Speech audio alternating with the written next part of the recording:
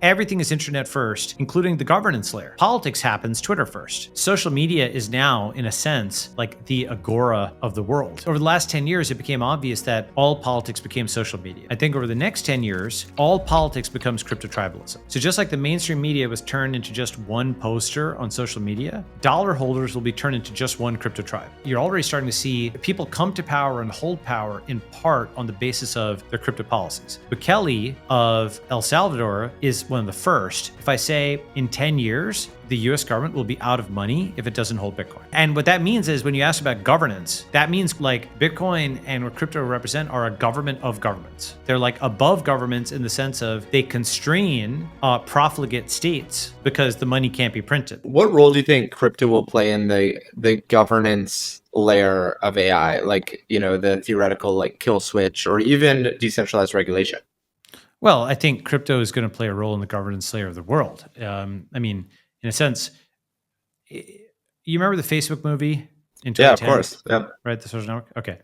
So you know what's remarkable by its absence in that movie if you go back and rewatch it? Remember, this came out like 2010. Yeah. Right? That was right before I joined Facebook, yeah. Okay, great. Yeah. So you know what's remarkable by its absence if you go back and rewatch it? Nothing about politics. For sure. I mean, yeah.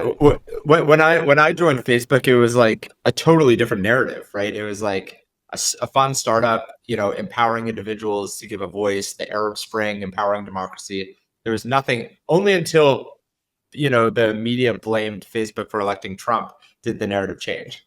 Yeah. Right. But here's the thing. It's funny you say that because the movie. I was going to make that exact point in a slightly different way, which is the movie only talked about sort of the party and socializing aspects of Facebook. It was almost as if Zuck had founded Universal Studios Florida and people came and had a good time. Right. And he just made a lot of money doing that or whatever, right?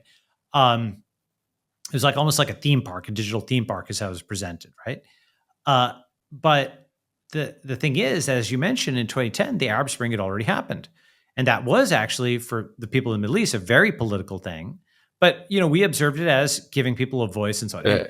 What was the outcome of that? There's a lot of chaos, let's call that, a messy situation. Okay. But the thing is that what people didn't project forward was if you had said at that time, even for somebody who understood 500 million people are using social media, it's grown faster than anything we've ever seen, it's multiple billions of dollars, even people who are in the middle of it would not have believed that in 10 years, the number one most important issue in the entire world for a few days would be whether the president of the United States could tweet. Right. Whether they could post this, right? Crazy. Think, right? And the reason is, I mean, when you think about what a startup is, as a startup, you want people to use your product. You want like important people to use your product. Oh my God, a senator's using your product. Wow, they logged in once.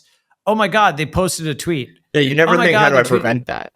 Yeah. Yeah, exactly. So when you think about the state interfacing with the network and the network getting so powerful that it decides to deplatform the state, that's an important flippening, right? In many ways, 2020 was the year that we became internet first, right? Like everything now happens digitally and then it gets printed out physically if it's really important. Example, you have a meeting online and if it's really important, you meet in person, right?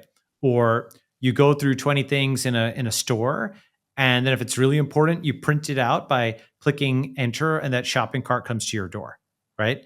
You have some CAD CAM thing, and if it's important, you hit enter and you print it out. Everything is internet first, including the governance layer, right? Politics happens Twitter first, right? And in this case, why do I make this point? Point is, social media is now, in a sense, like the agora of the world, right? Like it's basically, it's where all of the discussion is happening, right? It is, it's like a giant Congress, right? And the reason that that's important is that it wasn't really built for that. It was built for discussion, not decision making, right? But now we kind of find ourselves in a similar time, and here's why. Over the last 10 years, it became obvious that all politics became social media. I think over the next 10 years, all politics becomes crypto tribalism.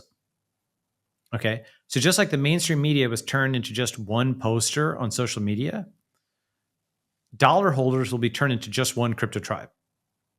They understand. Right? Yeah. Mainstream money. You see what I'm saying? Yeah. Right? It's already kind of happening, right? Where there's more Bitcoin holders than there are of most other major currencies. Certainly more Bitcoin holders than pound holders or yen holders, for example, right?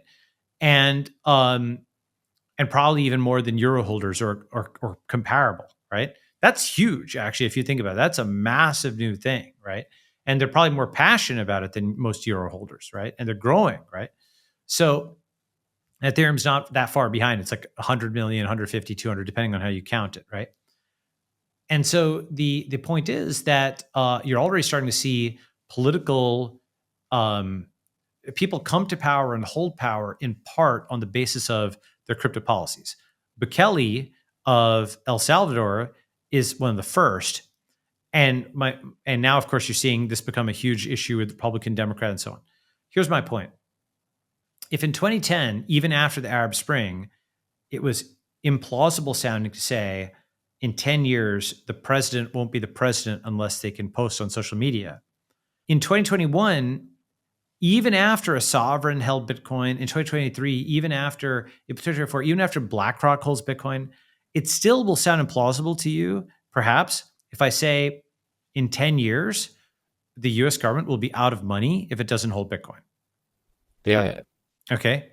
And what that means is when you ask about governance, that means crypto, like Bitcoin and what crypto represent, are a government of governments. They're like above governments in the sense of they constrain profligate states because the money can't be printed, or at least Bitcoin can't be printed.